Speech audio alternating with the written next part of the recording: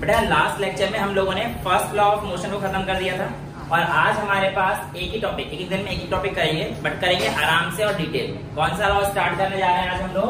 Second law of motion. बेटा मैंने आप लोगों को फर्स्ट लॉ पढ़ा दिया है ना, और जो सेकेंड लॉ ऑफ मोशन है इसको हम लोग रियल लॉ ऑफ मोशन भी बोलते हैं।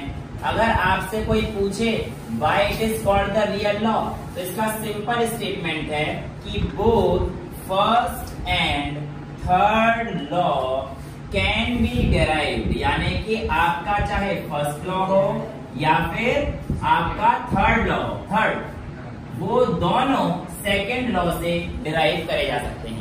मैंने आपको फर्स्ट लॉ करा दिया है, तो डेरिवेशन ऑफ फर्स्ट लॉ मैं आपको इसमें दिखा दूंगा। थर्ड लॉ पढ़ाया नहीं है, लेकिन जब पढ़ा दूंगा तो सेकंड लॉ का यूज करके कैसे थर्ड लॉ को बताएंगे वो वहां पे बता दूंगा।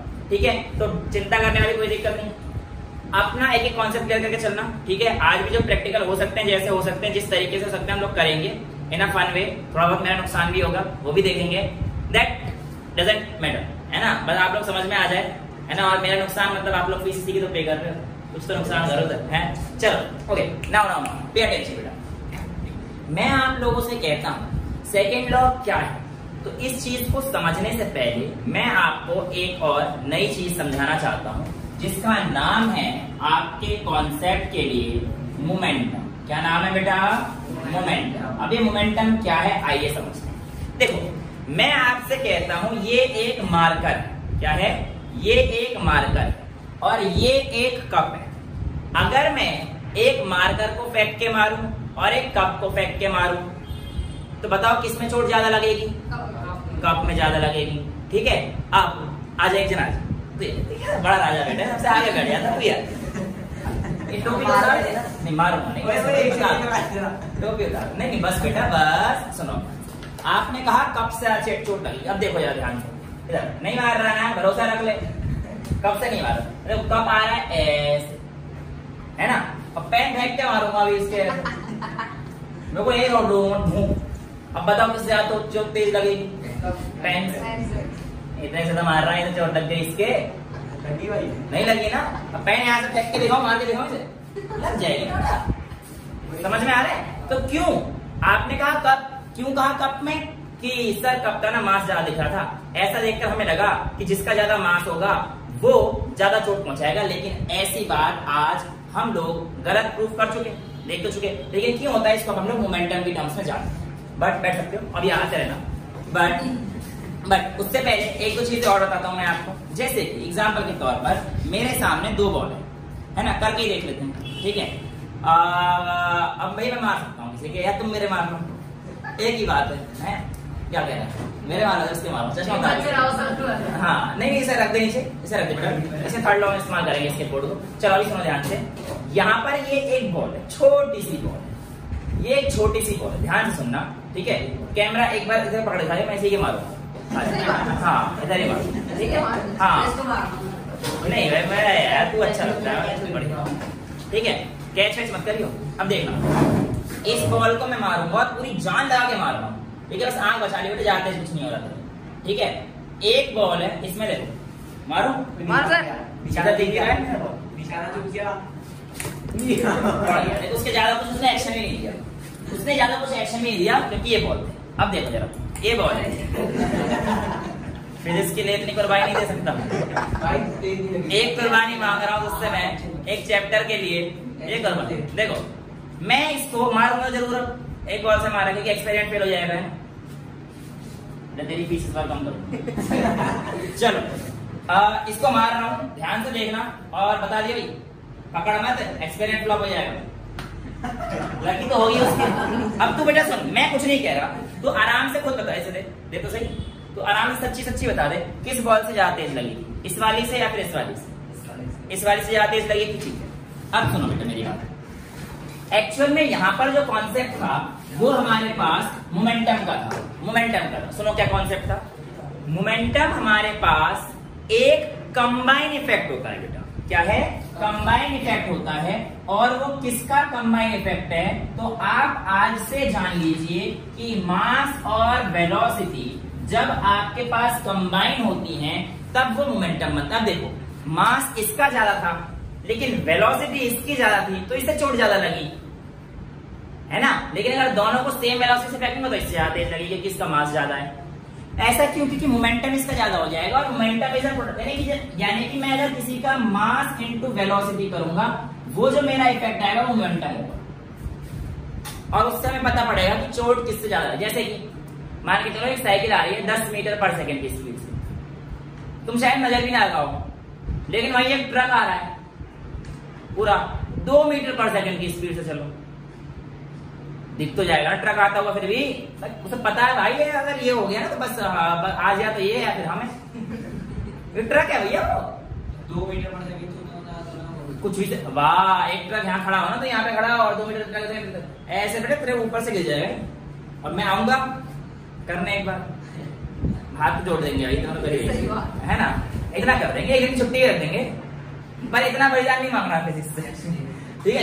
मेरी बात सुनो ध्यान से बेटा, कहने का मतलब क्या है कि जो ट्रक है उसकी वेलोसिटी बेशक से कम हो, उसकी वेलोसिटी बेशक से कम हो, लेकिन उसका मास है बेटा 10,000 किलो मान के चलो, तो इसका कंबाइंड इफेक्ट देखो बेटा 20,000 का आया क्या, 10,000 इंटू 2, अरे यार समझ गया ना, बोला तो सही मैंने, 20,000 आ गया। लेकिन साइकिल का मास 50 और स्पीड 10 थी, तो इसका इफेक्ट कितना है मोमेंटम, 500। ठीक है, समझ में आ गया। तो इसकी अब आपसे पूछता है यूनिट क्या है, मोमेंटम की यूनिट क्या है। देखो प्रोडक्ट किसका है, मास और वेलोसिटी का, तो मास को किसमें नापते हैं बेटा ऐसा यूनिट, केजी में, और वेलोसिटी को किसमें नापते हैं, मीटर पर सेकंड, तो इसका यूनिट क्या हो जाएगी, किलोग्राम मीटर पर सेकंड। मैंने आप लोगों को डायमेंशंस पढ़ाई थी, एक बार फिर से रिकैप करा देता हूं उसकी डायमेंशन क्या है। देखो डायमेंशन मैंने आपसे कहा था 3 चीजों को याद रखना, किस किस को, मास को, लेंथ को और टाइम को। मास को एन से नोट करेंगे, लेंथ को, लेंथ यानी कि LBH, लेंथ ब्रेड्थ हाइट कोई भी चीज हो, डिस्टेंस डिस्प्लेसमेंट एल से डिनोट करेंगे, ठीक है, और टाइम को डी से डिनोट करेंगे।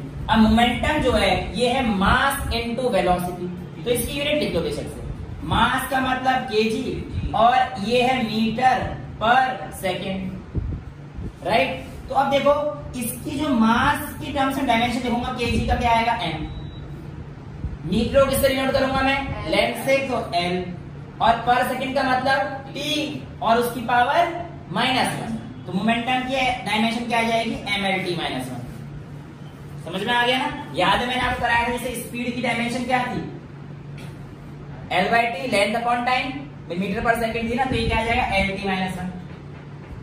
वॉल्यूम की क्या थी, मीटर क्यूब होती है, मीटर क्यूब का मतलब L क्यूब, क्योंकि मीटर को भी L into B into H है, तो तीनों लेंथ की चीजें, तो L क्यूब। ऐसे ही एरिया का क्या हो जाएगा, L2, है ना, और भी बहुत सारी चीजें सब 11th की बट हम लोग सीख रहे हैं क्योंकि हमें बेस अपना अच्छा करके चलना है, ये सारी चीजें, ठीक है। तो आपको इसकी ऐसा यूनिट पता पड़ गई, मोमेंटम की क्या है, किलोग्राम मीटर पर सेकंड। अब मैं आप लोगों से 2-3 चीजें और कहता हूं कि क्या मोमेंटम हमारे पास सिर्फ और सिर्फ मास और वेलोसिटी पे डिपेंड करता है, तो आप कहेंगे सर मेजरली तो मास एंड वेलोसिटी पे डिपेंड करता है, but it also depends on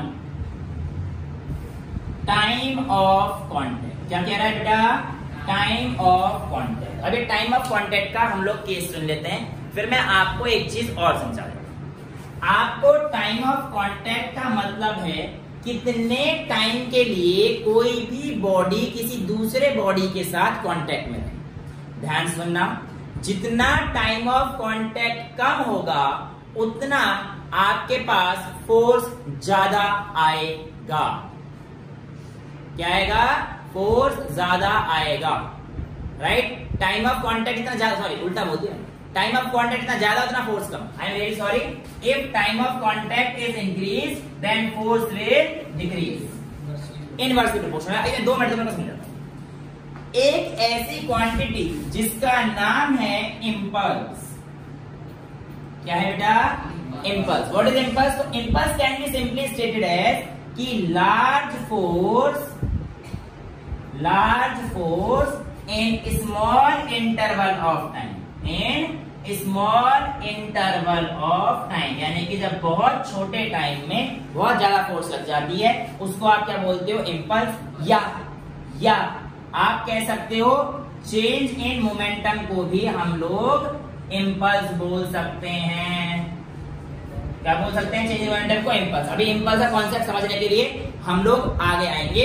2 minute एक क्रिकेट के एग्जांपल समझते हैं। जैसे कि आप लोगों ने देखा होगा कि अगर स्पिनर कोई बॉलर है, वो स्पिन जो बॉलिंग करता है वो सिंपल सी बॉलिंग करता है, बहुत कोई बड़ी चीज तो करता नहीं है। स्पिन तुम्हें पता है, उसने ऐसे करा और वो आराम से सिंपल ये बॉल करता है, राइट। अभी जो स्पिन बॉल करी उसकी स्पीड कितनी होती है? कम होती है ना as compare to pace bowler. तो जो स्पिनर पे छक्के लगाते हैं, तो आपने देखा होगा जो बैट्समैन है, हाँ बेटा सी टाइप, हाँ आप ले सकते हो। तो जो आपके पास स्पिनर है उस पे अगर बैट्समैन को छक्का मारना है तो बैट्समैन तो स्वीप खेलेगा, ये घुटने मार के मारेगा, है ना, या फिर वो आगे बढ़ के ज्यादा फोर्स लगाएगा, है ना, या फुल टॉस होगी तो मार देगा। लेकिन फिर भी फोर्स ज्यादा लग रहा है ना, क्योंकि एक तो उसकी वेलोसिटी कम है, स्पीड कम है ना उसकी। लेकिन अगर वहीं पे ब्रेटली आ जाए और ब्रेटली बॉल कर रहा है, ये लेके 145 किलोमीटर प्रति घंटे की रफ्तार से 145 की। अब जब वो इतनी तेजी से फोर्स कर रहा है तो बैट्समैन को कोई बहुत ज्यादा आगे बढ़ के छक्का मारने की जरूरत थोड़ी है। बैट्समैन क्या करता है? सचिन को देखा है, ऊपर कट मारता है, टच करता है, बस एक हल्का सा टच किया, बॉल छूते ही छक्का। क्यों? क्योंकि जो आपके पास टाइम ऑफ कांटेक्ट है वो बहुत कम रहा फास्ट बॉलर के केस में, इसकी वजह से फोर्स क्या प्रोड्यूस हुआ? ज्यादा प्रोड्यूस हुआ। क्रिस गेल नाम के दानव को देखा होगा आप लोगों ने, वेस्ट इंडीज का प्लेयर था, रिटायरमेंट ले लिया, इससे था बोला है अभी अच्छा प्लेयर। तो जब वो क्रिकेट खेलते हैं, लेफ्ट हैंड खेलते हैं, अब जैसे बॉल आई तो ज्यादा थोड़ी भागते थे वो कहते तू भाग ले, मैं तो खड़े खड़े छक्के मारूंगा। भाई यहाँ पे बॉल आई तो टक करा, तो बहुत ज्यादा बल्ला नहीं। आप कभी देखना जो हमारे नॉर्मल बैट्समैन है और भी कोई बैट्समैन है, वो क्या करते हैं कि पुल शॉट मारना पूरा यूं घुमा देंगे और उनके छक्के होंगे 80 से 90 मीटर के, उनके छक्के होंगे 80 से 90 मीटर के। मान ली कई बार 100 लग जाए बात अलग है, पर जनरली इंडियन के छक्के मतलब बहुत ज्यादा लंबे नहीं होते हैं। लेकिन वेस्ट इंडीज से छक्के मतलब क्यों लंबे होते हैं उसके पीछे और भी कारण है, बट एक साइंटिफिक कारण है। क्रिस गेल छक्के मारता है, खड़ा रहता है, इतना ही करता है और छक्का जा रहा है 110 मीटर का। क्या चक्कर है भाई? चक्कर है इम्पल्स, उसे पता है भाई, पढ़ा लिखा स्टूडेंट होगा साइंस का, बहुत तेज आ रही होगी, वो बस कम समय के लिए कांटेक्ट देता होगा। कम समय के लिए कांटेक्ट देगा तो फोर्स ज्यादा होगा। ऐसा क्यों होता है? ये हम लोग देखने वाले हैं, ये हम लोग देखने वाले हैं। एक्चुअल में ये ऐसा इसलिए है क्योंकि हमारे पास जो फोर्स की डेफिनेशन आती है, एक्चुअल डेफिनेशन, देखो रियल लॉ कौन सा है? Second law. तो आपके पास कई सारी चीजें पूछी जाएंगी और उससे पूछेगा इनमें से ट्रू फोर्स कौन सा है। तो जो सेकंड लॉ की टर्म्स में दिया गया है वही आपका ट्रू फोर्स होगा। अब सेकंड लॉ की स्टेटमेंट, और ये क्या कहता है? जो हमारा फोर्स है, it is equal to, force is equal to the rate of change in momentum. क्या बोला इसने? It is equal to the rate of change in momentum. अब मेरी बात बड़ा ध्यान सुनना, मैंने एक body initial m1 u1 velocity, उसका मोमेंटम आपको पता पड़ गया, मास इनटू वेलोसिटी का प्रोडक्ट है। तो अगर उसका जो इनिशियल मोमेंटम होगा, मास तो सेम ही रहने वाला है इस बॉडी का बेटा, तो इनिशियल मोमेंटम उसके पास m1 और u1 रहने वाला है, इस बात में तो कोई शक नहीं है। लेकिन उसके बाद उसने कोई वेलोसिटी एक्वायर करी है, वेलोसिटी चेंज करी होगी, तो उसका जो फाइनल मोमेंटम रहेगा वो कौन सा रहेगा?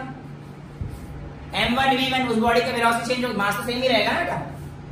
तो मैंने कहा m ही रख देते हैं, mu और mv कर देते हैं, राइट। तो इसने बोला फोर्स क्या है? इसने बोला rate of change in momentum. Change in momentum मतलब final momentum minus initial momentum. देखो चेंज का मतलब क्या है? Final minus initial. तो फाइनल मोमेंटम क्या है मेरे पास? mv। इनिशियल मोमेंटम क्या है? mu। तो mv माइनस mu। लेकिन मैंने क्या बोल रखा है यहाँ पर? रेट। और रेट अगर आ जाता है तो क्या करेंगे? Divide by 10। तो हम लोगों ने सीख रखा है कि कहीं पे भी अगर रेट आ जाएगा तो उस क्वांटिटी को हमें क्या करना पड़ेगा? टाइम से डिवाइड करना पड़ेगा।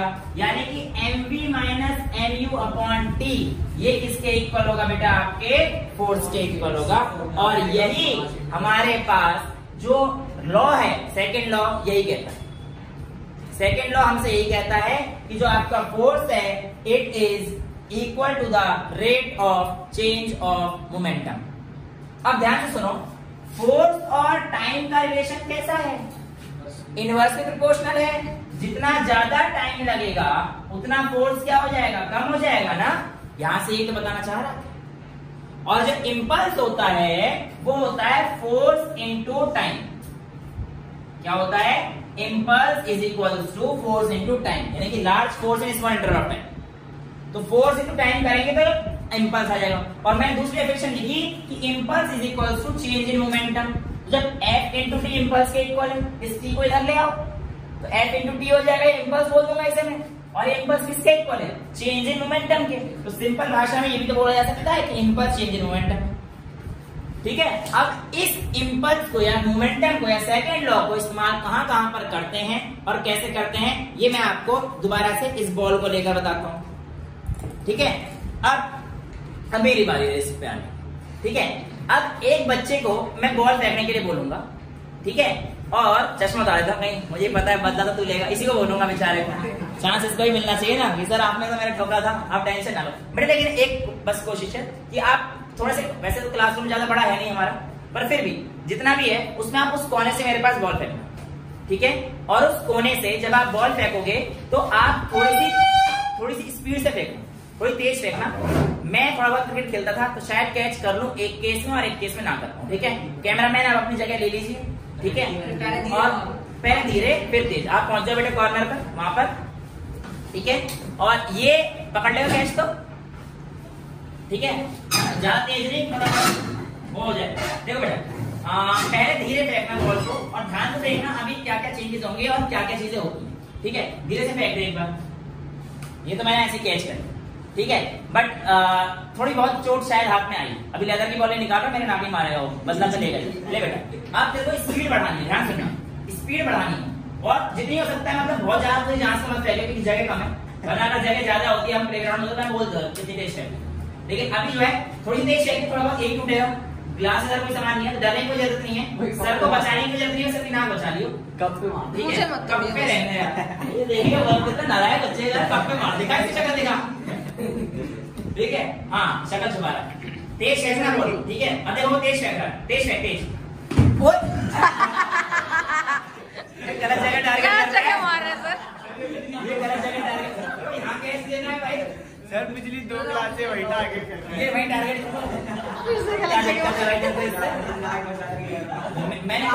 मैंने कभी तेरे गलत जगह पे टारगेट किया, मैंने माना जगह सबसे अच्छी है, गलत नहीं है, क्यों टारगेट कर रहा है भाई, अच्छे से फेंक और यही फेंके ऊपर, ठीक है, चल तेज, टारगेट तो नहीं किया था, लेकिन सुनो देखो हुआ क्या, सुना मैं समझ गया, ठीक है। लेकिन देखो अभी जो केस ये समझना था, उसने जो फेंका ना, मैंने यहीं पे बॉल रोकी, जब पहुंचा कोई फेंकना तेरे को भी है, केस क्या हुआ देखो भी ध्यान से, कि उसने जो बॉल फेंकी मैंने अपने हाथ को स्टिल करके यहीं पर रोकने की कोशिश करी, और यहीं पर रोकने की कोशिश करी तो बॉल क्या हो गई मेरे हाथ से छूट गई। अब वो भी तेज फेंकेगा, बहुत तेज नहीं, अब आप फेंको थोड़ा इस साइड पे, ठीक है, कोशिश करना इस साइड पे आएगा और फेंको। अब यहाँ पर तुमने देखा क्या हुआ कि जो कैच तेज थी बॉल स्पीड, ऐसा नहीं था कि तेज नहीं थी, बॉल की स्पीड तेज थी, लेकिन मैंने इसे पकड़ के थोड़ा सा पीछे की तरफ ले, राइट। लेकिन पिछली बार क्या किया था, जब उसने गलत जगह में मार रहा था, मुझे पता था ही मारेगा, तो यहाँ पे पकड़ के मैंने हाथ को यहीं रखा ना, तो जब बॉल आई हाथ पे हिट करी तो वो नीचे गिर गई, नीचे गिर गई, समझ में आया, हाथ पे लगी थोड़ी बहुत, इस बार कम लगी, उस बार ज्यादा लगी, ठीक है। मैं कैमरा सेट करता हूँ और आपको इसका कॉन्सेप्ट समझाता हूँ। Thank you so much. जरूर दे रहा था तो सर को, बेटा सर किसी और चीज का दे रहा था, हाँ। अच्छा अब मेरी बात सुनो, आप देखो बेटा इस चीज को, क्या बेटा क्या लिखना है, अबे लिखना नहीं है, अरे लिखता रहिए आराम से बेटा, कॉन्सेप्ट समझ, कहाँ ऐसी चीजें मिल रही थे वो 9th में मुझे वीडियो देख, अच्छा सुन समझ ले, देख तू लिखेगा, सपोज कर बाहर बारिश का मौसम हो रहा है, तेरी कॉपी भीग गई, बारिश में तेरे पेज खराब हो गए, तो तेरे तो चले गए नोट्स, बेकार हो गया। लेकिन तूने एक बार दिमाग में रख लिया और तू बारिश में भीग गया, तो तेरे ये दिमाग में चीजें हैं वो थोड़ी भीग के खराब है, तू बारिश समझ ले, छम छम छम करते दिमाग से भी लिखा जाए तो वीडियो तो है नहीं, दे और अच्छी बात दिमाग भीग गया तो वीडियो तो है, पर पता नहीं दिमाग भीगने से खराब तो नहीं होना चाहिए। चलो अब सुनो मेरी बात ध्यान से, देख क्या हुआ। जब मैं पहली बार कैच कर रहा था, तो बेटा मेरे पास बॉल यहाँ पे आके हिट हुई, यहीं पे आके हिट हुई थी, तुमने देखा था, तो मैंने बॉल को यहाँ पर रोकने की कोशिश करी, टाइम कम मिला, टाइम कम मिला, जिसकी वजह से फोर्स का इफेक्ट क्या हो गया, ज्यादा हो गया, क्योंकि टाइम कम मिला ना। F is equal to H, ये टाइम कम मिला और टाइम कम मिला तो फोर्स का इम्पैक्ट क्या हो गया, ज्यादा। इसकी वजह से मेरे हाथ में भी चोट लगी और कैच भी छूट गया। जी हाँ, ऐसा ही होता है, जब बॉल यूं आ रही है और आप यूं करके यूं पकड़ोगे ना ऐसे, तो बेटा दिक्कतें आएंगी, कैच भी छूटेगा और दिक्कत भी आ सकती है। मत करो बेटा अभी, ठीक है। दूसरा केस सुनो। दूसरे केस में जब आयुष ने बॉल फेंकी थी तब मैंने, आपने अगर ध्यान से देखा होगा तो जो बिल्कुल प्रॉपर कैचिंग पोजीशन है, मैंने ये करके थोड़ा पीछे खींचा, राइट। कभी भी ऐसे कैच पकड़ना पता पड़े, यहाँ से भी खुल गया और यहाँ पे नाक में लगा, थोड़ा सा माउथ को बचा के कैच पीछे, ठीक है। ये ऐसे ऐसे तो कैच पकड़ने की पोजीशन जब क्रिकेट आएगा तो कोचिंग वोचिंग करते बताए जाते हैं। वेल नेक्स्ट, इस बार क्या था कि जब बॉल आई मैंने उसी वेलोसिटी के साथ उसे थोड़ा सा पीछे खींचा और तब रोका। इस बार मैंने क्या बढ़ा दिया, इस बार टाइम बढ़ा दिया, और टाइम बढ़ाने से क्या कम हो गया, इफेक्ट ऑफ फोर्स कम हो गया, तो मेरे हाथ में चोट कम लगी। समझ में आया। तो आपसे पूछा जाता है कि कैचिंग का जो प्लेयर है जब वो कैच कर रहा होता है तो पीछे करने से क्या होता है, तो बता देना भैया, पीछे करने से टाइम बढ़ जाता है, फोर्स कम लगता है, कैच पकड़ने के चांसेस बढ़ जाते हैं और चोट भी कम लगती है, ठीक है। आप लोगों ने देखा होगा वो वाला जो पोल वाला पोल वॉल्ट होता है, जेवलिन नहीं, पोल डांस नहीं है, पोल वॉल्ट, जिससे हाँ पोल लगाना होता है, वो ऊपर से कूदना होता है उससे। और उसके बाद जब गिरते हैं धूम से तो एक गद्दे पे गिरते हैं, जमीन पे क्यों नहीं गिरा देते, बैकबोन टूट जाएगी। एग्जैक्टली सही बात बोली बेटा। एक बात और अच्छे सुन लेते हैं इस चीज को, बैकबोन इसलिए टूट जाएगी क्योंकि जैसे वो जमीन से कांटेक्ट में आएगा तो उसका टाइम ऑफ इम्पैक्ट बहुत कम होगा, टाइम ऑफ इम्पैक्ट बहुत कम होगा और इफेक्ट ऑफ फोर्स बढ़ जाएगा, चोट लगने की संभावना है, जैसे उसने बोला बैकबोन टूटने तक की भी संभावना है। लेकिन उसको अगर मैं कुशन पे कर देता हूं और कुशन फैला देता हूं तो क्या ये सब कहानी होंगी, नहीं होंगी। क्यों, क्योंकि टाइम ऑफ कांटेक्ट क्या हो जाएगा, बढ़ जाएगा। गद्दे लगा दिए ना, टाइम ऑफ कांटेक्ट आराम से नीचे जाएगा, फिर गद्दा से एक्सेलरेशन पढ़ेंगे हम लोग। तो कुल मिला के कहानी क्या है कि जब वो गद्दे पे गिरता है तो टाइम ऑफ इम्पैक्ट क्या हो जाता है, बढ़ जाता है, और टाइम ऑफ इम्पैक्ट बढ़ने की वजह से फोर्स क्या हो जाता है, कम हो जाता है, राइट। अब एक एक्सपेरिमेंट इसका हम लोग करके देख रहे हैं, ध्यान से देखिए। एक कुर्सी है, दिखाई दे रही है वहां से, नहीं दिखाई दे रही तो खड़ा हो जाए, बैठा नहीं वहां, हाँ तो उसे दिखनी चाहिए। अब ये जो कुर्सी है इस पे मैं एक ग्लास डाला, कब फूटना ही रहा है ना, अभी तो नहीं गिरा, मैंने बस हाथ इसलिए लगाया था बेटा ताकि जो है नीचे रहे, ठीक है। अभी क्या है, ये एक प्लेयर है जो कि पोल जंप करके वॉल्ट करके और पीछे गिरता है, ठीक है। तो ये टूटा है, क्यों, क्योंकि गद्दे पे गिरा है, इसका तो गद्दा है ना, ये गद्दे पे गिरा है, गद्दे पे गिरने की वजह से इसका टाइम ऑफ इम्पैक्ट क्या हो गया, बढ़ गया। लेकिन अगर मैं इससे कहता हूं बेटा गद्दा अरे नीचे जाएगा, अरे टूटेगा, वो तो होना ही है। क्यों, क्योंकि टाइम ऑफ इम्पैक्ट काफी कम हो, देखो ना जमीन छू रही तुरंत गिर जाए, दिखाएं, चप्पल पहनिए, सर मत करो। क्यों, देखा, लगते ही तुरंत गिर गया, टाइम ऑफ इम्पैक्ट इतना कम था, ठीक है। 100 रुपए कब था, कसम से 20 बढ़ाऊंगा। ये देखो क्या रह गया उसकी, in the memory of cup. तो in the memory of cup बेटा, आपको क्या समझ में आया कि ऐसे हड्डी टूट जाएंगी, कॉन्सेप्ट समझ में आया क्लियर, कि जब भी हमारे पास मोमेंटम बहुत ज्यादा होते जब हमारे पास टाइम ऑफ कांटेक्ट कम होता है। हालांकि मैं ये काम अंडे से भी कर सकता था, सही बात है ना, और सस्ता काम था, बट अंडा मिला नहीं था, मैं गया था नीचे, फिर मैंने कहा कोई बात नहीं, चलो। मेरी एक रिक्वेस्ट है इस बात पे कि आप लोग बस अपने पैर बचा के चलें, बाकी सफाई में अभी क्लास के बाद करवा दूंगा, ठीक है। तो आप लोग बस अपना पैर बचा के रखें और अपने इन चीजों का ध्यान रखें कि भैया पैर वैर कहीं जाए। ये फोन यूज नहीं हुआ, नहीं फोन तो यार एक्सपेरिमेंट फेल हो जाता है,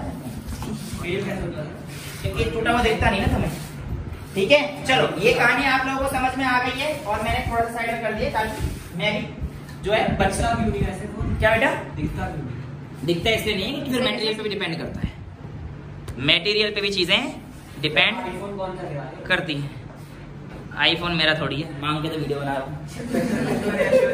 नीचे गिर जाते हैं तो फिर टूटते नहीं ऐसे। क्या बेटा दोबारा बोलो। जैसे एक फोन बहुत टाइप के आता है ऐसे ऊपर से नीचे गिर जाता है। ओके देखो बेटा, उसने ये चीज बोली, अच्छा क्वेश्चन है उसका अच्छा क्वेश्चन है कि सर कोई भी चीज है जरूरी तो नहीं है कि गिर के टूटेंगी, जैसे हमारे घरों में कप होते हैं कई बार वो नहीं गिरते। बेटा एक तो डिपेंड करता है किस मटेरियल का बना है, दूसरा किस एरिया ऑफ कॉन्टेक्ट उसका कितना रहा है, तीसरा कैसा कॉन्टेक्ट रहा है, बहुत सारी चीजें फैक्टर ऑफ कॉन्टैक्ट तो लोग गिराएंगे तो उसमें देखिए नहीं क्यों, कैसी बात कर रहे हो। अगर वो कप का बेस से गिरा था तो अलग एरिया था, ऐसे गिराया ऐसे छोड़े तो अलग एरिया है, ऊपर से गिरा तो अलग एरिया, कैसे कांटेक्ट रहता है, कितना इंपैक्ट पड़ता है, बेसिकली बात उस पर डिपेंड करती है। ठीक है, ये सारी कहानी क्लियर है। तो आप लोगों को सेकंड लॉ क्लियर है। सेकंड लॉ क्या कहता है, the force is directly proportional to rate of change in momentum. इतने सारे एक्सपेरिमेंट और एग्जाम्पल करके हम लोगों ने ये सारी चीजें प्रूव कर दी हैं कि हाँ भाई उसके लगी थी। देखो दूसरे केस में मोमेंटम आप लोगों को समझना है। मोमेंटम क्या है, it is the combined effect of mass and velocity. Dimension देखो, जैसे फोर्स है, अब फोर्स की जो ऐसा यूनिट होती है बेटा वो क्या होती है, न्यूटन साहब। क्या न्यूटन पर सेकंड, सिर्फ न्यूटन। फोर्स की ऐसा यूनिट होती है बेटा न्यूटन, ठीक है। और देखो फोर्स, ध्यान से सुनना, फोर्स कैसे लिखा जाता है, मास इनटू एक्सेलरेशन। तो फोर्स की ऐसा यूनिट क्या होगी बताओ, मास की यूनिट क्या होगी केजी, और एक्सेलरेशन क्या थी मीटर पर सेकंड स्क्वायर। समझ में आ गया। अब इसका अगर मैं तुमसे पूछूं डायमेंशन क्या होगा, तो क्या डायमेंशन आप बता सकते हैं, थोड़ा सा टफ होगा आप लोगों के लिए, फिर भी ट्राई करो। गुड, एग्जैक्टली एम एल, क्योंकि मास को लेंथ की टर्म्स में लिखा, सॉरी मीटर है ना, ये मीटर को लेंथ की टर्म्स में लिखेंगे, एल टी की पावर माइनस। तो ये किसका आ गया बेटा, डायमेंशन ऑफ फोर्स। अच्छा ऐसे में अगर आपसे पूछता हूँ डायमेंशन ऑफ प्रेशर क्या है, तो प्रेशर इज इक्वल टू क्या होता है, फोर्स अपॉन एरिया। बेटा ऐसा यूनिट है पास्कल, रुक जाओ मैं बस डायमेंशन पूछता हूँ, फोर्स अपॉन एरिया। तो फोर्स की जो हमारे पास है वो क्या आई थी, M L T minus two upon area. Area यानी कि लेंथ इनटू ब्रेड्थ यानी कि L2। तो L2 इसको कर लीजिए, क्लियर है। अब ये L2 अगर ऊपर चला जाएगा तो क्या हो जाएगा, L माइनस टू और प्लस 1 कितना हो जाएगा, -1। इसलिए प्रेशर की डायमेंशन ml -1 t -1। ठीक है।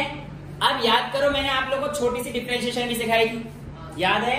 एक बार फिर से उस डिफरेंशिएशन को इसे उड़ा दूं, एक बार फिर से उस डिफरेंशिएशन को भी आप लोगों को इंट्रोड्यूस करा देता हूं, और उसके बाद एक क्वेश्चन कराते हैं, फिर हम लोग एनसीईआरटी के क्वेश्चन करेंगे। ठीक है बेटा, मैंने आपको डिफरेंशिएशन में बताया था कि अगर x की पावर n कुछ चीज दे रखी है तो ये कैसे हो जाएगी, nx n -1। एग्जाम्पल के तौर पर अगर मैंने x की पावर 3 दे रखी है तो यहाँ पे n के काम कौन कर रहा है, 3, तो 3 आ जाएगा मल्टीप्लाई में, तो हो जाएगा 3x 3 -1 मतलब 2। ठीक है, 3x स्क्वायर। अब जैसे मान के चलो 4x स्क्वायर दे रखा है तो ये कितना हो जाएगा, 2 4 जा 8, और x की पावर 2 -1 मतलब 8, राइट। ये हमारे पास नॉर्मल डिफरेंशिएशन हो गई। अब आप लोगों को ध्यान से सुनो, ये जो है mv माइनस mu, इसको क्या लिख सकता हूं मैं, चेंज इन मोमेंटम। तो बेटा चेंज को फिजिक्स में ऐसे भी लिखा जाता है, dp मतलब समझ जाना चेंज इन मोमेंटम, और चेंज इन टाइम या स्मॉल इंटरवल ऑफ टाइम को लिखा जाता है dp अपॉन dt। तो f इज इक्वल टू क्या आ गया आपके पास, dp अपॉन dt। और जो रियल लॉ आपको मिलेगा सेकेंड लॉ की स्टेटमेंट की फॉर्म में या फिर कोई लॉ, तो आपको अगर ऐसा दिख जाए तो ये ज्यादा वैलिड रियल लॉ है, ना कि ये। बात सेम है लेकिन ये ज्यादा रियल लॉ है। ठीक है, अगर आपसे पूछे कि इन दोनों में से कौन सा रियल है, तो आप लोग बोलेंगे ऑप्शन ए ये दे दिया, बी ये दे दिया, सी दे दिया समटाइम्स फर्स्ट समटाइम्स सेकंड, और डी दे दिया बोथ ऑफ दीज। तो आपका आंसर ये है। ठीक है, समझ में आता है। अच्छा अब ये f is equal to dp upon dt है, राइट। आपसे कहेगा किसी भी बॉडी का मोमेंटम चेंज हो रहा है टाइम के साथ 3t square minus 4t plus 2, ऐसे चेंज हो रहा है। आपको बताना है at the end of t is equal to 2 second force कितना रहेगा। ये थोड़ा हाई लेवल का है, 11th का है, लेकिन आपको करा रखे हैं ऐसे क्वेश्चन, याद करो। v is equal to dx upon dt मैंने आपको करा रखा है। मैंने आप लोगों को a is equal to dv upon dt करा रखा है। तो यानी कि हम लोग उसको टाइम के रेस्पेक्ट में डिफरेंशिएट कर रहे हैं। तो यहाँ पे भी तो यही है, dp अपॉन dt, मतलब मोमेंटम को अगर टाइम के रेस्पेक्ट में डिफरेंशिएट करते हैं तो हमारे पास क्या आ जाता है, फोर्स आ जाता है। तो क्या इस क्वांटिटी से हम लोग फोर्स निकाल सकते हैं? बिल्कुल निकाला जा सकता है, ट्राई करें। देखो बेटा, F is equals to 3t² का डिफरेंशिएशन कितना हो जाएगा, 60। 4t का डिफरेंशिएशन 8 नहीं होगा बेटा, 4, गुड, -4, ठीक है। और 2 का डिफरेंशिएशन 0, तो ये हमारे पास 0 से लेते हैं। अब देखो 4t का 4 कैसा है, देखो 4t की पावर 1 है ना बेटा, तो 1 n की मल्टीप्लाई करो पहले, तो ये हो गया 1 into 4, 4 into t की पावर n-1, यानी कि 1 - 1, तो t की पावर 0 यानी कि 1 हो गया ना, किसकी पावर 0 1 होता है ना बेटा, तो 4 आ गया। और कांस्टेंट का डिफरेंशिएशन क्या होता है, 0, इसीलिए हमारे पास 60 - 4 आया। टाइम कितना दे रखा था, 2 सेकेंड, तो 6 × 12 - 4, यानी कि आपके पास आपका आंसर कितना आ गया, 8 न्यूटन। क्लियर है? यहाँ तक किसी बच्चे को कोई प्रॉब्लम? सेकेंड लॉ सारा कॉन्सेप्ट समझ में आ गया, कोई दिक्कत तो नहीं है, सेकेंड लॉ टफ तो नहीं है, ठीक है। मेरे को एक एनसीईआरटी की बुक मिलेगी ताकि मैं क्वेश्चंस जो आप लोगों के पुरानी वाली देना, मेरे को नई वाली मत देना, है ना। नई वालियों को चलिए हम लोगों को सारा पढ़ना है। देखो पहला कॉन्सेप्ट है P = mv का।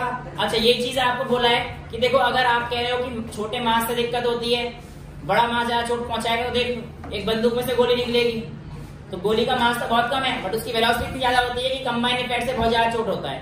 और वो कंबाइन इफेक्ट को हम लोग क्या बोलेंगे, मोमेंटम, ठीक है। तो ये चीज आपके पास दे रखी है। नेक्स्ट है मैथमेटिकल फॉर्मुलेशन। बेसिकली देखो मैथमेटिकल फॉर्मुलेशन क्या है, F = mv - u/t। देखो बेटा ये कहना चाह रहा है, ध्यान सुनो, ये यहाँ से ही है, आपको दिख गया कि फोर्स डायरेक्टली प्रोपोर्शनल है change in moment, rate of change in momentum, mv - u/t, इसको डाल रहा हूँ, ठीक है। अब यहाँ पर मैं आप लोगों से कहता हूँ F is directly proportional to, n common ले लूं बेटा, v - u/t। क्या आपको ये कोई एक जाना माना फॉर्मूला दिख रहा है, किसका, एक्सेलरेशन का। तो यानी कि अगर आप F directly proportional to ma लिखेंगे तो कोई दिक्कत तो नहीं है, यही डायरेक्टली प्रोपोर्शनल का साइन हटाएंगे तो क्या आता है, कांस्टेंट। और उस कांस्टेंट का नाम क्या है यहाँ पे हमारे पास, k। क्या है बेटा, F = kma। यहाँ पर k की वैल्यू हमारे पास 1 रहती है और इसीलिए हमारे पास जो नेट वैल्यू आती है वो F की क्या आती है, ma, यहाँ से आती है। ये इसका मैथमेटिकल फॉर्मुलेशन था और तो कुछ है नहीं। यूनिट ऑफ फोर्स, जब आपके पास एक बेसिकली अगर आपसे पूछे व्हाट इज 1 न्यूटन, तो देखो जब 1 kg के ऑब्जेक्ट को, देखो F = क्या लाना है आपको, 1 लेके आना है, तो 1 का मतलब इधर 1 कर दो, इधर 1 कर दो। जब 1 kg के ऑब्जेक्ट को 1 मीटर/सेकंड² की एक्सेलरेशन प्रोवाइड करी जाएगी, उस समय पर जो हमारे पास फोर्स आएगा वो हमारा 1 न्यूटन इक्वल होगा। डिफाइन हो गया ना 1 Newton. When 1 kg of an object acquires an acceleration of 1 मीटर/सेकंड², then the force is said to be 1 Newton. किसी को कोई दिक्कत, ये हमारे पास रह गई थी। सिंबल मैंने आपको बता दिया, न्यूटन, एन से डिनोट करेंगे, सैंडबैग, ये सब आपको मैंने बता दिया है। हाँ ये बताना था ना कि फर्स्ट लॉ कैसे, मैंने आपको बताया रियल लॉ। तो रियल लॉ मैंने कहा था कि आपको बेटा मैं बताऊंगा कि ये फर्स्ट लॉ कैसे, क्या बोला मैंने, ये फर्स्ट लॉ को कैसे अपने अंदर दिखाता है। फिर जब थर्ड लॉ करा दूंगा तो फिर मैं आपको ये भी प्रूव कर दूंगा कि आपका थर्ड लॉ भी इसके अंदर कैसा है। देखो बेटा ध्यान सुनना, आपसे क्वेश्चन में पूछ सकता है how first law is contained under second law, या how can you deduce the first law from second law. तो देखो सेकेंड लॉ हमसे कहता है F = mv - mu/t, ठीक है। मैं आपसे कह रहा हूं कि अगर किसी बॉडी पर कोई एक्सटर्नल फोर्स नहीं लग रही है, अगर किसी बॉडी पर कोई एक्सटर्नल फोर्स नहीं लग रही है तो उस पे आने वाला फोर्स क्या होगा, 0 हो जाएगा। यहाँ पे आप लिखोगे if there is no external force then the net force will be 0 और इज इक्वल्स टू, अगर एक बॉडी को इनिशियल से मैंने फेंका या इनिशियली वो रेस्ट पर है तो उसका यू तो 0 हो जाएगा, तो मैं इसे mv/t लिख रहा हूं या p/t लिख रहा हूं, यानी कि p/t = 0 है, राइट। अब ध्यान सुनते जाना, अब p/t = 0 है, पहले मैं इस t को 0 से मल्टीप्लाई करूं तो आंसर 0 ही आएगा, यानी कि आपका p = 0 है। यानी कि आपका p इज इक्वल टू 0 है। अब ध्यान सुनो, अगर p इज इक्वल टू 0 है तो इसका मतलब आपका m into v is equal to 0 क्योंकि मोमेंटम मैंने आपको बताया था मास इंटू वेलोसिटी का प्रोडक्ट इफेक्ट है। लेकिन क्या किसी बॉडी का मास 0 हो सकता है? नो। तो लिखना since mass can never be 0, मास तो किसी बॉडी का 0 नहीं हो सकता, कैन नेवर बी 0। तो इसीलिए पक्का 0 क्या रहा होगा इसमें? वेलोसिटी 0 रही होगी, तभी तो कंबाइंड इफेक्ट 0 आ सकता है बेटा। ये चाहे कुछ भी हो, अगर ये 0 होगा तो मल्टीप्लाई करें तभी तो 0 आ सकता है कि वेलोसिटी 0 रही होगी पक्का हमारी। मास कैन नेवर बी 0, राइट। तो इसका मतलब पक्का भी वेलोसिटी इज इक्वल टू 0, यानी कि अगर कोई फोर्स नहीं लग रहा है तो उसकी वेलोसिटी 0 है, इसका मतलब वो रेस्ट पर है। यही तो कहना चाह रहा है, a body at rest will remain at rest until unless any external force is applied। यानी कि जब F, यस फर्स्ट का प्रूफ कर दिया हमने कि जब F 0 है तो हमारे पास बॉडी रेस्ट पर है, लेकिन ये हमने प्रूफ किससे किया? सेकेंड लॉ से लेकर, राइट। दूसरा कॉन्सेप्ट कि a body in motion will remain in motion. तो देखो दूसरे कॉन्सेप्ट के लिए बस इसको मैं ये वाला यूज करूंगा, F is equal to mv minus mu upon t। अगर ये F को 0 कर देता हूं तो इसका मतलब क्या हो जाएगा? mv माइनस mu, यानी कि mv minus mu is equal to 0 हो जाए। और अगर mv माइनस mu 0 है तो देखो बेटा mv is equal to mu, यानी कि फाइनल जो मास इनटू वेलोसिटी है वो इनिशियल मास इनटू वेलोसिटी के बिल्कुल बराबर है। यानी कि जो बॉडी जैसे चल रही थी वैसे ही चल रही है। याद करो फर्स्ट लॉ को, and the body in motion will remain in motion until and unless an unbalanced force acts on it। तो ये दोनों हमारे पास जो स्टेटमेंट है वो हमने फर्स्ट लॉ से डिराइव कर, सेकेंड लॉ से डिराइव कर दिया है कि फर्स्ट लॉ के चाहे रेस्ट का स्टेटमेंट हो चाहे मोशन का स्टेटमेंट हो, दोनों ही चीजें हमारे पास लॉ ऑफ इनर्शिया की यहाँ पे आपके सामने खड़ी कर दी गई है। ठीक है, क्लियर है। अब आपके भी छोटा सा दे रखा था, मैं थोड़ा एलेबरेट करके समझा दिया, आप लोग आराम से समझ सकते हैं चीजों को। नेक्स्ट है example number 9.1, a constant force acts. अब जो बिल्कुल एग्जांपल्स हैं इनको मैं थोड़ा तेजी में करूंगा क्योंकि इनमें मेरे को टाइम वेस्ट करना नहीं है। न्यूमेरिकल अप्रोच आप लोगों की अब अच्छी हो जानी चाहिए, और मैंने पहले बोल रखा है कि आपकी प्रैक्टिस ऐसी होनी चाहिए कि एनसीईआरटी के क्वेश्चन को देखते ही उड़न छू कर देना। ठीक है, एनसीईआरटी के तो स्पेशली हमको करना है, और बाकी जो मैं एक्सरसाइज और टफ क्वेश्चन देता हूँ वो आप लोग अपने आराम से सॉल्व करते रहेंगे। ठीक है, तो स्टार्ट करते हैं। Constant force acts on a mass of object. Mass कितना दे रखा है? 5 kg for a duration of 2 second. ये कहता है increases the velocity from 3 to 7, from 3 to 7। ठीक है, और क्या बोलता है? Find the magnitude of applied force. ये कहता है आपके पास F कितना होगा, और दूसरा बोलेगा if the force was applied for a duration of 5 second तो आपके पास फाइनल वेलोसिटी कितनी होगी। ठीक है, ये क्वेश्चन, कोई क्वेश्चन है? फोर्स 10 है एग्जैक्टली, अरे निकाल भी दिया, very good. F is equal to mv minus u upon t। अभी तो पढ़ा हम लोगों ने, force is equal to ma होता है, और a को मैंने v minus u upon t लिख दिया। m आपको दे रखा है कितना? 5। v कितना दे रखा है? 7 माइनस 3 sin 2, 7 माइनस 3 4, 4 को 2 से करेंगे तो 2 आ जाएगा, 5 2 जा 10 न्यूटन का फोर्स आ जाएगा। इसने कहा अगर आपके पास t 10 से 5 सेकेंड हो तो आपके पास फाइनल वेलोसिटी क्या होगी। ये तो मोशन का क्वेश्चन हो गया। v is equals to u plus at। a हमें दे नहीं रखा, लेकिन a को हम लोग क्या लिख सकते हैं? देखो f is equals to ma, तो a is equals to f by m लिखा जा सकता है। तो v is equals to u कितना दे रखा था बेटा हमें? 3 प्लस फोर्स कितना है? 10, मास कितना है? 5, टाइम कितना बोल रखा है? 5 सेकेंड बेटा, इस बार 2 नहीं है, इसने बोला था अगर टाइम 5 सेकेंड है तब कितना है, ये क्वेश्चन था इस बार। ठीक है, तो टोटल कितना आ गया?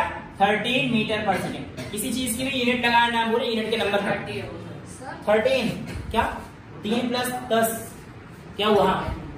ये एक्सेलरेशन भी वो 10 बाय 9 कैसा? बेटा a is equal to f by m भी तो कर सकता हूँ। f is equal to ma दे रखा था ना, f is equal to ma दे रखा था, तो a is equal to f by m। Force मैंने यहाँ से निकाल लिया, 10 न्यूटन आया था, है ना, और मास आपको दे रखा था 5 kg, तो 10 बाय 5 एक्सेलरेशन। क्लियर, अब तो कोई डाउट नहीं है। नेक्स्ट एग्जांपल पढ़े 9.2, which would require a greater force. पहला है accelerating a 2 kg mass at 5 metre पर सेकेंड स्क्वायर, और दूसरा है 4 kg को 2 मीटर पर सेकेंड स्क्वायर। क्या करेंगे, F is equal to m a. Very good. तो भैया 5 इंटू 2 करेंगे इसको 10 न्यूटन का फोर्स चाहिए, 4 इंटू 2 करेंगे इसको 8 न्यूटन, फोर्स इसका ज्यादा है तो भैया इसके लिए ज्यादा फोर्स चाहिए होगा, ये कहानी है। नेक्स्ट है, a motor car is moving with a velocity 108 kilometre प्रति घंटे की रफ्तार से आप लोगों की मोटर कार दौड़ रही है। दौड़ने दो, हमें क्या दिक्कत है भाई, ठीक है बेटा। मैं पहले बोल रहा हूँ, जाते वक्त बिल्कुल ध्यान से जाना, 5 पड़े हुए हैं आपके, दंग ना जाए। नहीं मेरे नहीं लगी, है ना। चलिए, a motor car is moving with a velocity of 108 kilometre per hour. हमें एक्चुअली यू दे रखा है, जब मूविंग दे रखी है डायरेक्टली 108 किलोमीटर पर आवर। क्या मैं इसको मीटर पर सेकंड में कन्वर्ट कर सकता हूँ? बिल्कुल कर सकते हैं। 108 इंटू 5/18 18/6 यानी कि 30 मीटर पर सेकंड हमारे पास दे रखा है। आगे क्या कहता है, and it takes 4 second to stop after the brakes are applied, यानी कि V0, क्योंकि बॉडी क्या हो गई है, रुक गई है, ब्रेक लग गए हैं। आपसे क्या पूछा है, calculate the force if the mass along with passenger is equals to 1000 kg। क्या कोई क्वेश्चन बचा?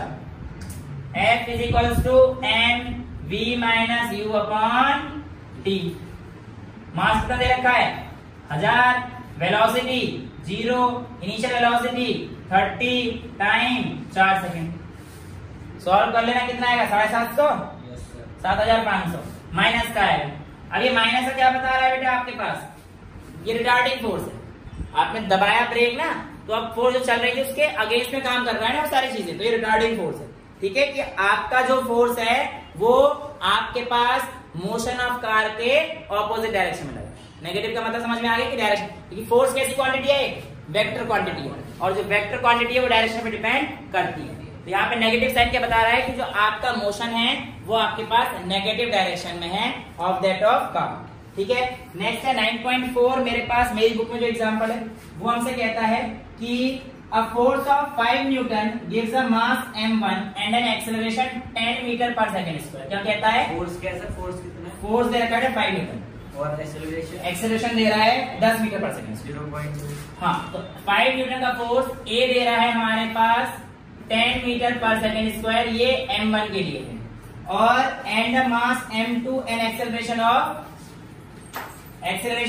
20 मीटर, यानी कि A 20 मीटर पर सेकंड स्क्वायर है, जब ये m2 यानी कि ये 5 मीटर का फोर्स द्वारा काम कर रहा है, राइट। ये आपसे पूछा है what acceleration would it give if both mass were tied together. तो आपके पास A कितना होगा, ये कहानी पूछी, ये कोई बड़ी कहानी होगी, कुछ भी नहीं भाई। आपके पास ये पता है, यहाँ से m1 निकाल लो। देखो F is equal to m1 into A। F आपको पता है 5 न्यूटन, m1 आपको निकालना है तो बाय A कर दो, कितना दिया था इसने 10, यानी कि 0.5 kg आ गया m1 का, राइट। और सिमिलरली F2 देखो 0.2 कैसे आएगा, 4 है, चलो ठीक है देखते हैं। अच्छा 0.25 ठीक है, चलो अब यहाँ पर देखो दूसरी बॉडी के लिए F is equal to m2A, 5 is equal to m2 निकालना है, A कितना है उसका 20, तो बाय 20, ठीक है, तो कितना है 0.25, तो यहाँ आ गया हमारे पास 0.25। तो m1 की वैल्यू कितनी आई बेटा 0.5, m2 की वैल्यू कितनी आई 0.25।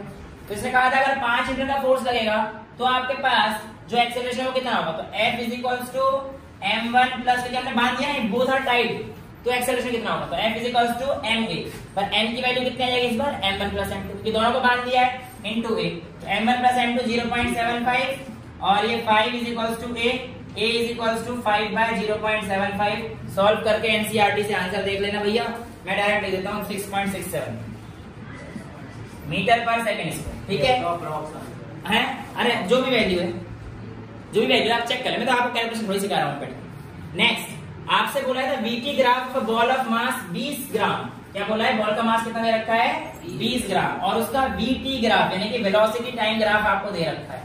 देखो मैंने आप लोगों को मोशन में सारे ग्राफ और उनके रिलेशन में सारी चीज समझा रखी है, राइट। ठीक है, यहाँ पर देखिए ये आपके पास क्या है, वेलोसिटी टाइम ग्राफ, और इधर रखा है 5, 10, 15, 20, 25 ऐसे, और 1 2 3 4 5 कर दिया 0 1 2 3 4 5 6 7 8 9 10 11। अब इसने कहा है ऐसा ग्राफ है, देखो राइट, ये दे रखा है आपका v और ये टाइम दे रखा है। आपसे बोल रखा है बताओ कितना फोर्स लगेगा डज द टेबल, मतलब एक बॉल है जिसका मास कितना है 20 ग्राम है, टेबल पे ऐसे जाती है, तो आपको बताना है कितना फोर्स लगेगा ताकि बॉल किस में आ जाए, रेस्ट में आ जाए। ठीक है, कोई दिक्कत नहीं। ध्यान से देखो, सर वो ग्राम में है। हाँ ये 20 ग्राम में, चेंज करना पड़ेगा। तो यहाँ पर आपके पास जो वेलोसिटी है मीटर पर सेकंड में दे रखी होगी, सेंटीमीटर पर सेकंड दे रखी है, नहीं बेटा सेंटीमीटर पर सेकंड में दे रखी है, तो ये सेंटीमीटर पर सेकंड, ठीक है, टाइम को सेकंड में। तो यहाँ पर हमारे पास 20 सेंटीमीटर पर सेकंड है, यानी कि जो इनिशियल वेलोसिटी है हमारे पास कितनी आ गई 20 सेंटीमीटर पर सेकंड, -2 आएगा सर। ठीक है। तो इसको अपन 100 कर दूं पहले मैं सेंटीमीटर को मीटर में कन्वर्ट करने के लिए, तो कितना हो गया 0.2 मीटर पर सेकंड। अब फाइनल वेलोसिटी देखो बॉडी रेस्ट पे आ गई है और वैसे भी देख लो यहाँ पर 0, तो v हमारे पास कितना आ गया जी, देखो v तो यहाँ पर है ना, यहाँ से चल के ऐसे कम हो रहा है तो v 0 हो गया, तो v हमारे पास 0 हो गया। f पूछा है, m दे रखा है, टाइम कितना है देखो 10 सेकंड, राइट। दूसरा आपको बताना चाहिए कि स्लोप ऑफ vt ग्राफ क्या देता है आपको, एक्सेलरेशन, रिटार्डेशन, इसका रिटार्डेशन बोल सकते हो, वैसे एक्सेलरेशन। vt ग्राफ का स्लोप हमारे पास एक्सेल और इसका एरिया, vt ग्राफ का एरिया डिस्टेंस या डिस्प्लेसमेंट, ठीक है। ठीक है, तो हमारे पास a निकल जाएगा इससे आराम से, ठीक है। तो a कितना आ जाएगा v minus u upon T, तो v कितना है 0 माइनस 0.2 अपॉन टाइम कितना है 10, तो कितना आ गया -0.2 अपॉन 10 यानी कि 0.02 मीटर पर सेकेंड स्क्वायर। ये हमारे पास एक्सेलरेशन आई है ना। और हमें क्या पूछा है फोर्स, तो F is equals to ma, आप डायरेक्ट ऐसे लिख सकते हैं, एक जगह v minus u upon t करके, एक ही बात है, कोई फर्क नहीं। तो m का मतलब क्या है 20 ग्राम, तो 20 इंटू 0.02 अपॉन 1000 करना पड़ेगा क्योंकि ग्राम को केजी में कन्वर्ट करना पड़ेगा, एक से एक तो ये कट ही जाएगा, राइट। और ये हमारे पास 2 2 जा 4 और ये 100 और ये 4 इंटू 10 की पावर बेटा -4 है न्यूटन, ठीक है। तो ये आपके पास 0.0004 जो भी वैल्यू आपको दे रखी है वो आप देख लेना, 0.304 या ऐसे लिख दो, एक ही बात है। आपके पास नेगेटिव साइन क्या बता रहा है कि आपके पास जो फोर्स लग रहा है नेगेटिव आएगा, ए की वैल्यू हमारे पास माइनस थी, ए की वैल्यू माइनस थी, ठीक है, ये कहानी, ठीक है। सेकेंड लॉ के रिगार्डिंग इससे ज्यादा 9th क्लास के लेवल पर पूछे जाने के चांसेस काफी कम है, और अगर आप क्वेश्चन करते समय कुछ ऐसी चीज फेस कर लेते हैं तो आप मेरे को बता दें। आज के लिए इतना ही रखते हैं। I hope you enjoyed the lecture, that's all for today, thank you so much.